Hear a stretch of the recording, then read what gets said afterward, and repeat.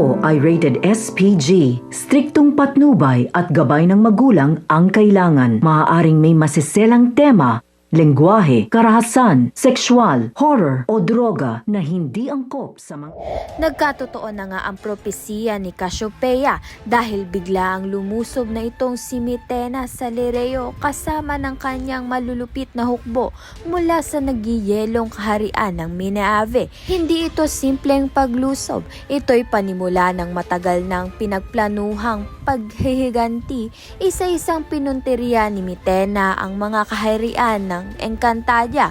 Ang unang pinunteriya ang puso ng lahat, ang Lireo. Habang unti-unting gumuguho ang katahimikan, isang bagong pag-asa ang sabay isinilang mula sa mundo ng mortal. Nagdesisyon na nga itong si Danaya na ipamana ang kanyang kapangyarihan sa anak niyang si Terra, ang itinakdang bagong tagapagligtas ng Encantadia. Sa kanyang pagbabalik bilang mandirigma, bitbit ni Danaya si Terra at ang lalaking bagong minahal niya sa kanyang puso.